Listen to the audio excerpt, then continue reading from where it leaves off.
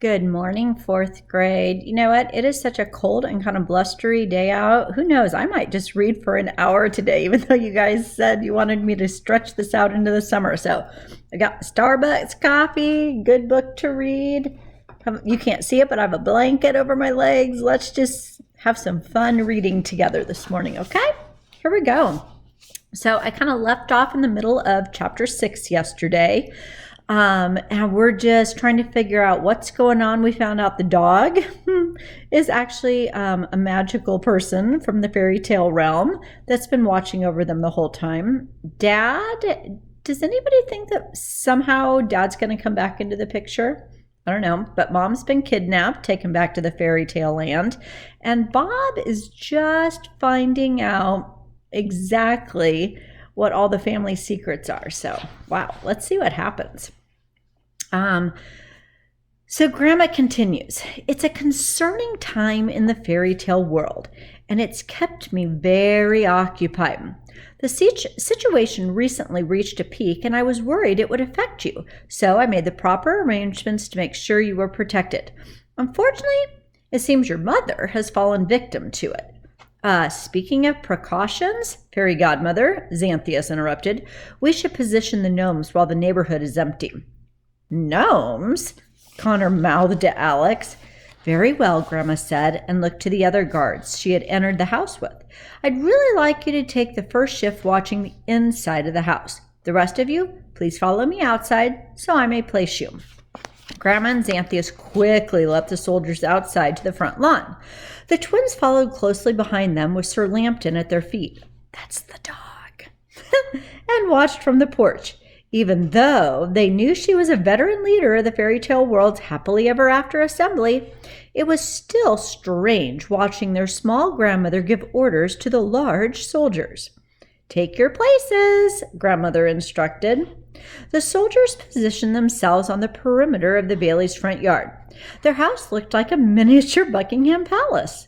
The fairy godmother waved her crystal wand, and one by one turned each soldier into a lawn gnome with a bright flash. They all had pointed red hats and white beards. They looked just like the gnomes in our neighbor's yard, Connor said. I almost tripped over one of those yesterday. That was a soldier, actually, Sir Lambton said down by his knee. He's been watching the outside of the house for a couple of months now. Creepy, Connor said. What's going on out here? Said a sweaty and green-faced Bob, stepping out of the house. Where'd all the soldiers go? And where'd all these gnomes come from? You just answered your own question, I'm afraid, Alex said. Bob's eyes darted around the front lawn as he understood. The twins felt sorry for him. In less than an hour, he had discovered his girlfriend had been kidnapped and had ties to the fairy tale world. But, overall, they thought he was handling this all well. After the fourth time I vomited, I realized I was not dreaming, Bob said. I have no history of mental illness in my family, so my best self-diagnosis is that it's just one of those nights. Don't worry, Bob. The shock wears off eventually, Connor said to him. I think Alex and I have only known for a year, and we're still waiting. Grandma walked back to the porch with Xanthias, giving him careful instructions as they went. The soldiers may be an eyesore for the neighbors, but at least they're disguised, she said. I want you to stay here and watch over the twins. No one is to enter or leave this house without my permission. Alex and Connor only heard the tail end of the conversation, but it was enough to infuriate them. What do you mean? No one can come or go, Connor said. We're going to be stuck in our own house? Well, until it's safe, Grandma said. But I have to work, Bob said. I have patients, surgeries. People need me. Grandma thought on this for a few moments. You may come and go as you wish, she said. With all due respect, it's my grandchildren that I'm worried about. What about school? Alex asked. You can go back as soon as everything is settled down and we figure out where your mother is. But for right now, we can't risk it, Grandma said. The less contact with the outside world, the better off you'll be. I'll write to the school and tell them you have fallen terribly ill." "You can't lock us up," Connor yelled, long enough for the whole street to hear. "We haven't done anything wrong," Alex shouted. "Why are you punishing us like this?" But their grandmother simply waved her wand at each of them, and they went silent. They tried speaking. No sound came out. She had magically muted them. "Please obey my instructions," Grandma said. "Even with 7 soldiers, Xanthias and Sir Lambton watching over you, I'm going to be worried sick." Grandma looked down at Sir Lambton. "I'd like for you to stay a dog, for the time being. The gnomes will attract enough unwanted attention as it is." "Yes, ma'am," Sir Lambton said, with a bit of reluctance. He had been quietly hoping his dog days were over. "Now, I must be going," Grandma said. She waved her wand and the voices of her silenced grandchildren returned. "So, that's it then?" Connor said. "For a year, we heard nothing from you. And now suddenly it's, 'Hey, kids, your mom's been kidnapped,' and, 'Oh, yeah, I'm putting you both on house arrest.' I never thought you could do something like this to us, Grandma," Alex said, and looked at her grandmother as if she was the stranger. Their grandmother took these comments to heart. She didn't like disappointing them, but unfortunately, she just had no choice. She could only do what she thought was best and hope that they would forgive her one day. "I know that you dislike me a great deal at the moment," their grandmother said, but you're the only family I have left. You mean more to me than anything else in the world. One day, when you have families of your own, you will learn that there is no length you wouldn't go to ensure their safety, even if they might end up hating you for it a bit." She left them on the porch in the hands of the others and walked off into the night, slowly disappearing into soft, sparkly clouds. "I love you both," she said sadly, and then a second later, of course, poof, she was gone. "We should get inside before anyone sees us lingering on the porch," Xanthias said. He and Lambton escorted Bob and the twins inside. Whether the lockdown would last days, weeks, months, or years just really wasn't certain. But for the time being, the Bailey twins were essentially prisoners in their own home. Time for a coffee break.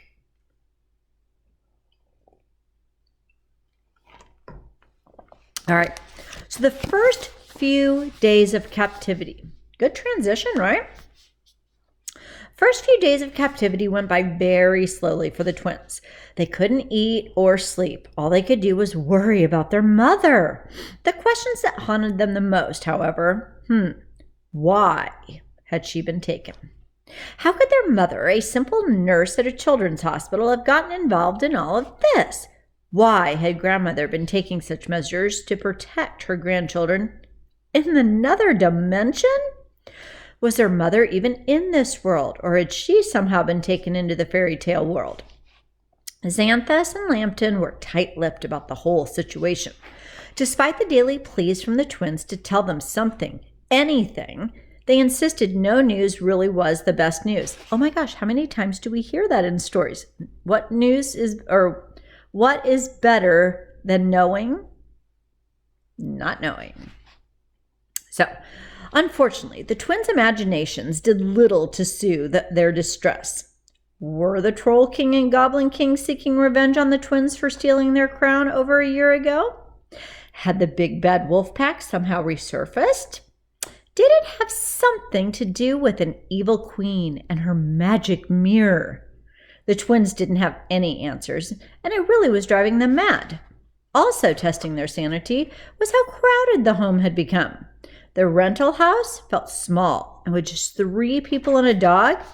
But now there were dozens of grown men that had been added to the mix. The guest room had been filled with cots, and most of the downstairs looked like an army camp. Swords, shields, pieces of armor, everywhere you looked. Xanthus ran a very tight ship while he looked after the Bailey home. He was very strict about the soldiers' shifts, making sure they rotated, being a gnome and being in the house evenly. And meals were always served at precisely the same time every day. The twins were only allowed outside once a day, in their backyard, and only if Lambton was watching them, the dog. Xanthus was very devoted to his duties, too. He spent every single day glued to the window facing the front yard, and the twins never saw him sitting down for more than a few seconds. Bob had been very kind and checked up on the twins every morning on his way to work. His stories of the sick children he was taking care of at the hospital were the only contact they had with the outside world, so they actually looked forward to this every single morning. The bags under his eyes were a clear indicator, though, that he felt as helpless as the twins did. He also unsuccessfully tried getting information out of Xanthus and Lambton. At one point, he tried bribing Lambton with a bright, bouncy ball in exchange for Charlotte's supposed whereabouts. But this just offended him. The twins tried making small talk with the soldiers they were practically living with, but it was apparent they knew as little as the twins. "So, do you enjoy your time as a gnome every day?" Connor asked one of the soldiers. "Well, it isn't altogether unpleasant," the soldier said with a shrug. "It does give me a lot of thinking time." "Speak for yourself," the other soldier said. "I had a pigeon sit on my head for 4 hours yesterday, and he left a present on me, if you can catch my drift." "Grouse," Connor said. "Can't you just turn back into a man and shoo it away?" Alex said. "I wish," the soldier explained. "We can only transform back if there's danger. Otherwise, we'd all be shooing off pigeons and blowing our cover." Alex and Connor made a mental note of this. Later that night, the twins had just finished dinner when a bright flash came out of nowhere. What is usually a bright flash? Grandma? The twins looked up, and floating down from the ceiling was a sky blue envelope. "It's from the fairy godmother," Xanthus said, and flew up into the air to retrieve it. Apparently, a fairy didn't need wings to fly. He hovered in the air a few feet above the ground while he read it, keeping it out of the twins' sight. Alex and Connor stood below him. Xanthus's eyes grew large as he read the note from their grandmother. "I see," he said when he was finished reading. He floated down and faced the twins. "Your grandmother would like me to pass along some information to you," Xanthus said. "Yes?" Alex asked. They were practically vibrating with anticipation. "Well, we believe your mother is in our world," Xanthus said. "That is all." He placed the envelope on his shoulder and the flames devoured it. "So, I'm kind of wondering, is that good or is that bad? And how many of us already kind of predicted that she had been taken to the fairy tale realm?" Let's see. Oh, Connor asked the same question. "Is that a good thing or a bad thing?" "Neither. It's just information that she'd like you to have at this time," Xanthus said. The twins let out an exasperated sigh. Knowing more almost made it worse. There's that phrase again. Later that night, Alex pulled Connor into her bedroom to speak with him privately. She turned up her radio so Lambton's canine hearing couldn't pick up on what they were saying. "Mom's in the fairy tale world," she said to him. "You know what that means?" "Well, I think it means Grandma. She lied to us." "How else could Mom have gotten there without her knowing about it? Maybe she isn't the only fairy who's capable of traveling between worlds." Connor nodded. "I don't think Grandma lied to us," Connor said. "I think we're just mad at her right now, so now we're trying to blame her for everything we can." Alex rubbed her tired eyes. She knew he wasn't altogether wrong. "Just a few days ago, I was worried about Grandma and angry with Mom. Now I'm worried sick about Mom and furious with Grandma," Alex said. "It's crazy how fast things can change." "Yeah, it is," Connor said with a sigh. "How do you think Mom got there then?" Alex asked. Connor thought about this. "I wonder if there's more than one way to get in to the land of stories." Alex's head jerked back up. She had spent so much time hugging books and trying to recreate their last portal, she'd never thought about other options. Like what? Alex asked. I don't know. But if Grandma's storybook had the capability, I'm sure she would have created other ways over the years. Right? It would only make sense that she would have created other ways to come and go, Alex said, thinking out loud. Not for her necessarily, but, for the other fairies that she recruited to help spread the stories around the world. Right? Connor's eyes widened, and he pursed his lips. What's your question? Alex asked him. Well, I hate that you guys know when I have a question, Connor said, but then asked one. Are you sure there's no way you could make a portal on your own? Well, Alex would have loved to believe that she was capable too, but knew in her heart that if she was, she would have surely found a way to it by now. No, that was Grandma's magic, Alex said. I just turned it on? Connor asked. Right, Alex said. Then I wonder if Grandma has anything else we could turn on. Another thought dawned on Alex as soon as he said this, and maybe that's why she didn't know where Mom was. She said, nodding to herself, maybe someone had gotten hold of something like her storybook and used it to get to Mom. They looked to each other and small smiles appeared on their faces. Well, actually, they weren't smiles of happiness, but smiles of achievement. They knew they were onto something. They could feel it. But who? Connor said.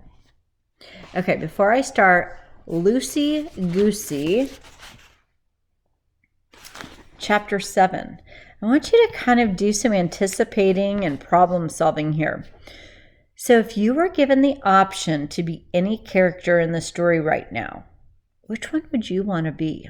Which one do you relate to the most or think is the most interesting?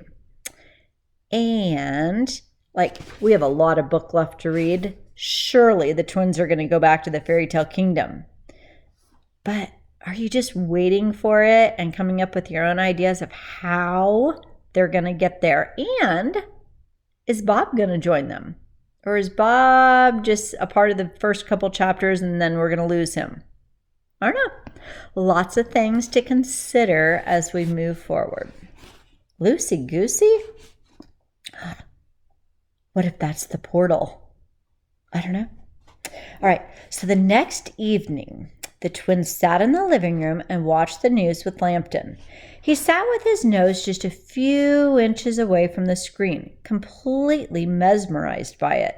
His head was tilted and a single ear was raised. I must say, all the technologies in the world I've been introduced to, this is by far my favorite. Lambton said this with a bit of a wagging tail. The television, it's just remarkable. I've seen magic mirrors do much more impressive things, said Xanthus, perched by the window, devotedly watching the neighborhood. Although, one thing I think I definitely could do without is the fire alarm. If I set it off one more time, I swear I'm going to yank it off the wall and smash it into pieces. Well, with all due respect, being on fire in this world is never a good thing, Connor said. Xanthus just raised an eyebrow judgmentally and turned back to his window. The flames on the shoulders rose in spite. Then a bright flash suddenly filled the room. The twins looked up, and floating down from the ceiling was another sky blue envelope, just like the day before. Once again, Xanthus flew up to retrieve it and read the note from Grandmother, while in midair. When he was finished reading, he placed it on his shoulder and let it burn away before returning to the ground. We're leaving. Who's we? We're leaving, Xanthus said, and immediately had the twins' full attention. Sir Lambton and I are being called back into the world. Why? Alex asked. Xanthus took a moment to compose his response. Well, the fairy godmother needs us there more than she needs us here, he put simply. But do not worry, she is sending in a replacement to watch over you. Connor grunted. Oh, great, he said with a massive eye roll. Who's going to babysit us now? Bingo and the Tooth Fairy? Oh, no. Mother Goose. is replacing us. Alex and Connor stared blankly at him and then at each other. Was he being serious? I didn't see that coming. Xanthus didn't seem like he had much of a sense of humor right now. What? Xanthus asked them with no trace of sarcasm. I'm serious. She's flying in from Europe tonight. The Mother Goose. Alex asked, like as in Jack and Jill went up the hill, Mother Goose? Well, yes, of course, that Mother Goose, Xanthus said, and looked at him as if he had lost his mind. Is there any other Mother Goose? What is she doing in Europe? Alex asked. Well, someone has to continue your grandmother's storytelling work while she deals with the crisis at home, Xanthus said. But I wouldn't mention Jack and Jill to her unless you want her to hear her talk about conspiracies all night long. Mother Goose has always been a bit of a handful. Mother Goose was the only member of the happily ever after assembly the twins hadn't met in the Land of Stories, so they really were looking forward to finally meeting her. However, the woman they expected her to be and the woman she actually was were very different geese. A little past midnight, the twins were awoken by Lambton's shouts. She's here! She's here! Lambton called through the house. Mother Goose is landing! The twins met in the hall, rushed down the stairs together, and followed Xanthus and Lambton to the backyard. They looked up into the night sky, but didn't see anything but stars and the moon. I don't see anything, Connor said. Trust me, Lambton said, with ears raised. I can hear her. And suddenly a large silhouette flew past the moon. A large object was zooming towards them. The twins squinted, trying to see what it was. The closer it traveled, the more clearly they could see, riding on the back of a gigantic white goose, none other than Mother Goose herself. That would be quite a sight, wouldn't it? Suddenly, I have to admit, when you said she was flying in tonight, I really wasn't expecting quite this, Connor said. Easy, Lester, slow down, boy, Mother Goose shouted in a raspy voice. She yanked on the reins of her very large bird. They were approaching so fast the twins and Lambton dove under a patio table, taking cover. Xanthus remained exactly where he was, not deterred in the slightest. He'd seen Mother Goose land many times. The goose landed hard on the ground with such a thud the entire house shook behind them. It felt like a mini earthquake. Good Lord, Lester, you called that a landing? Mother Goose reprimanded the horse-sized goose. Meteors make softer impacts than that, you stupid gander.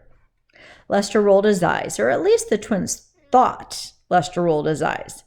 His webbed feet were planted deep into the lawn, and he struggled to pull them out. Mother Goose was a short, stout, elderly woman. Do you remember another character that we had in Read Aloud that was described as stout? Little House on the Prairie? Yeah, I think Mr. Edwards. Oh, and stout was used to describe how well Pa built the cabin. So, compare that to Mother Goose. She also had curly hair, gray hair, under a pointed black pilgrim hat that had a silver buckle on the front. She wore a very baggy green dress with a white ruffled collar, large boots, and thick aviator goggles around her eyes. Are we even in the right place? Mother Goose said, looking around. I can't find my map.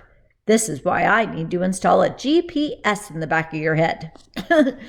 Her goggles made her eyes appear enormous and obviously impaired her vision because she didn't even see Xanthia standing directly in front of her. Hello, Mother Goose, Xanthus said with the little enthusiasm he could muster. You're in the right place. Welcome to the Bailey home. Zanny, is that you? Mother Goose asked and shook off her goggles. Her face was red, weather-beaten from the flight.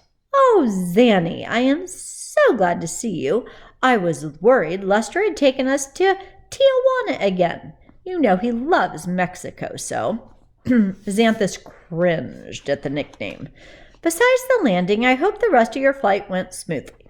Mother Goose hopped down from Lester with difficulty. "Oh, it was fine, she said.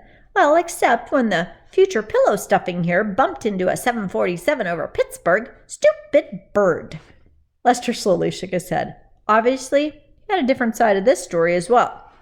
"Those darn planes have gotten so big they don't leave much sky for the rest of us," Mother Goose said. "I should have never encouraged the Wright brothers. Biggest mistake of my life." She did a few windmill stretches, and the joints in her back cracked like fireworks. Alex, Connor, and Lambton cautiously climbed out from under the table and approached her. "Mother Goose, let me introduce you to the twins," Xanthus began. "This is Alex and Connor." Yeah. I've met the Squirts before," Mother Goose said. She put her hands on her hips and looked them up and down. "You have?" Connor said. "Yes, that was years ago. You were babies. I visited you with your grandmother," Mother Goose told them. She pointed to Alex and then Connor. "If memory serves me right, you never stopped crying. And you peed all over me when I changed your diaper." She leaned close to them, eyeing them seriously. "I let it slide the first time, but history had better not repeat itself." Alex and Connor both gulped. Now they knew what Xanthus had meant. Mother Goose's serious face broke into a giant smile. And she cackled loudly. "Relax, kids. I'm just yanking your tail feathers." Mother Goose turned to Lester and pulled a large basket off the goose's back. "Carry in my luggage for me, would you, boy?" She shoved the heavy basket into Connor's arms, and he grunted under its weight. "And you," Mother Goose said to Alex, "would you please mind fetching Lester a bucket of vegetables? He needs to eat after such a long flight. No broccoli. That gives him gas." "Okay." The goose looked at her with large eyes and an open beak, appalled that she would give out such personal information. "Don't look at me that way, Lester. It does." "So you want me to feed him?" Alex said nervously and backed away from the oversized bird. "Oh, don't be afraid of Lester, honey," Mother Goose assured her. "He's all squawk and no waddle." Mother Goose has a way with words, doesn't she? Xanthus and Lambton escorted Mother Goose inside the house. Connor lugged the basket behind them. It was so heavy he almost threw out his back. Alex went into the kitchen and tossed all the vegetables she could find into a very large bowl for Lester. Mother Goose looked around the Bailey's rental house. Not bad. "It's just a rental," Connor said. "We've only been here a couple of years." "I strayed with the old woman who lived in a shoe long before she had that thing renovated," Mother Goose told him. "Trust me, after that, anything seems like a palace." It's all a matter of perspective, right? "I'll never forget the smell of that house." It was a shoe. "Young man, I have visited many prisons and been visited in many prisons. This is not a prison," she said. "Now, put my basket by the fireplace, would you please?" Connor dragged the basket to the fireplace as he was ordered. Mother Goose reached inside and pulled out an enormous wooden rocking chair. Connor couldn't believe his eyes. It was so much larger than the basket.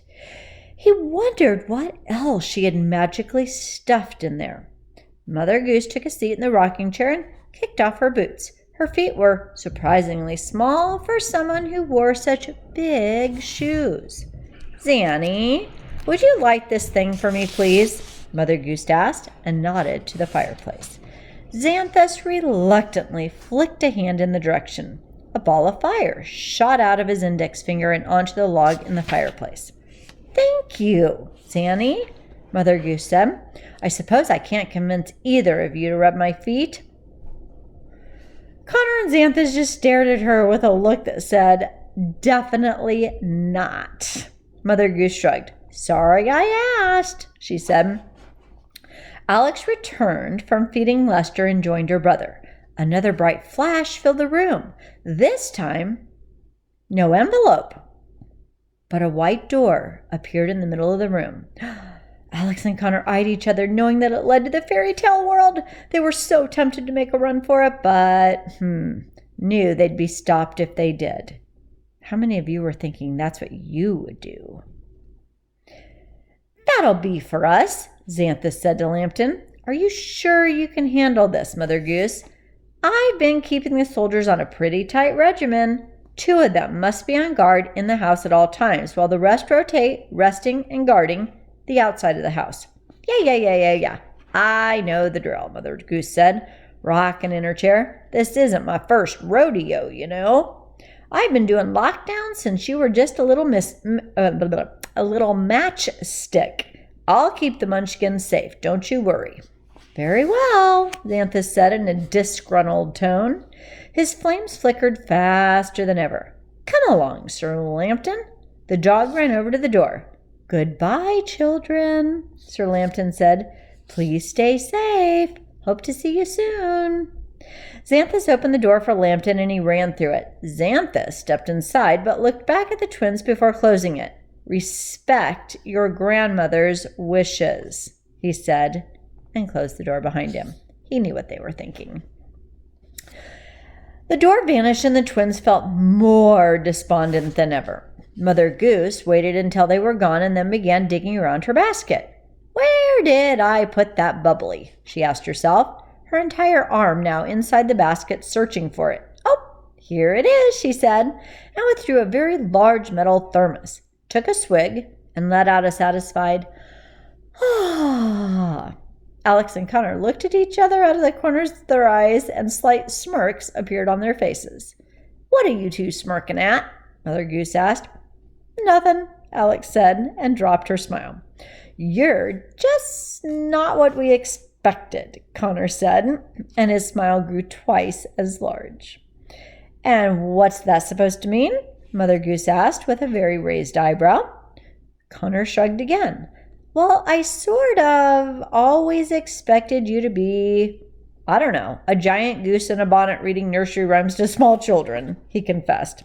Yes, that is a common misconception, Mother Goose said, and then took another swig from her thermos. Sometimes Lester likes to dress up in my bonnets. It makes him feel fancy, but it really messes with my image, you know. Don't look at me like that, Lester. Don't do it if you don't want people talking about it. Lester was staring in at her through the window from the backyard. His bill was wide open. His eyes were squinting. Then he made himself comfortable on the grass and went to sleep. Embarrassed enough for one day. He's so sensitive, Mother Goose said. Now, where'd you find a giant goose? Alex asked. Oh, I've had him for years, Mother Goose said. I was gambling with a couple ogres in the dwarf forest, and I won a giant golden egg in a game of cards. I was so excited, thought I was rich. You can imagine my disappointment when he hatched out of it the next day. Okay, we're going to stop right there. There's quite a bit left in this chapter. So again, give some thought. You have another character that we just met, Mother Goose. What do you think about the way the author showed us her personality without really a lot of telling? And pick the character that you're relating to most or would most want to get to be. All right. Enjoy the rest of your day.